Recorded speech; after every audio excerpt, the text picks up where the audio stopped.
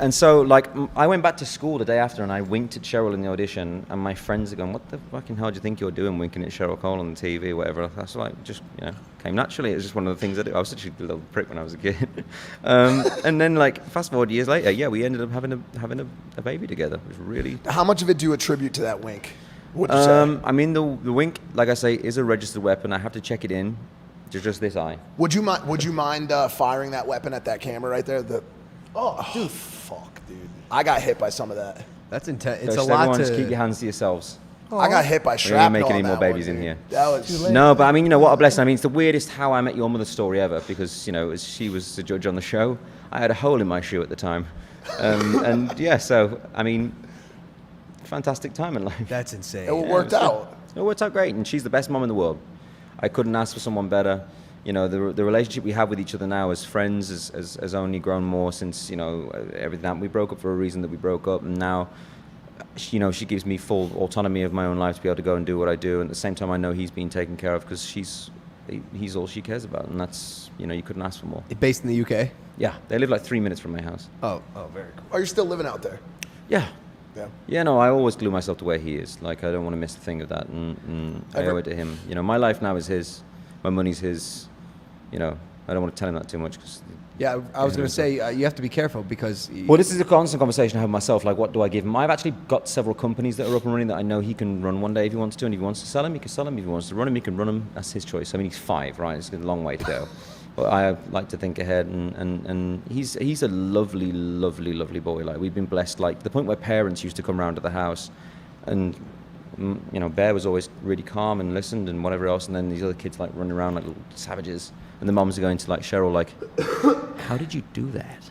It's almost like that moment in Wolf of Wall Street when he sells the penny stock. That was literally Cheryl as a parent. So, she's been fantastic. And I mean, obviously it has to do something with parenting. Yeah. And you and her as parents. Imagine I was your dad. I mean, bro, you're being facetious, but, like, I could see you're a great dad. You're No, very I put wise my, listen, beyond your years. You're self-aware. I put my time in with my son. For sure. And I like to speak to people who are new dads also because you don't know what's coming and it's different.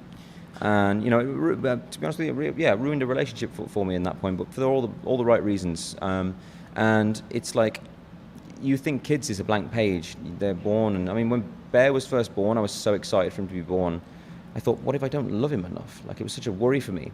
And his mom had achieved hemorrhage quite badly in birth, so she was asleep the whole day. So for the first 24 hours of his life, I was 23 with a baby in a room, and I had to take care of it, and I didn't even have any baby sisters or anything, so it was very fun. But the end of the night finished with me with a PlayStation controller, with my little boy on my arm, and, like, I'm playing FIFA, like, this is the coolest thing ever. It was the best.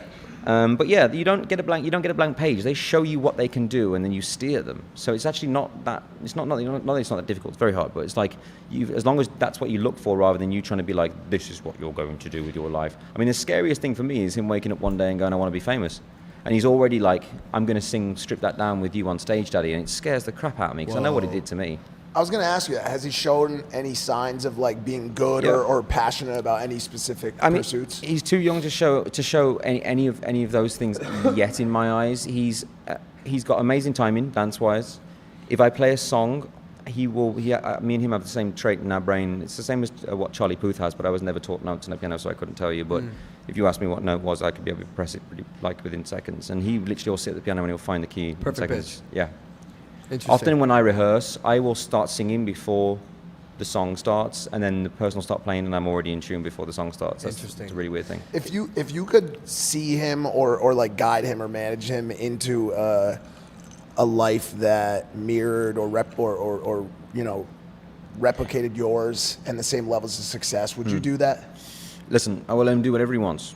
I protected his face since young. I chose to be famous when I was 14.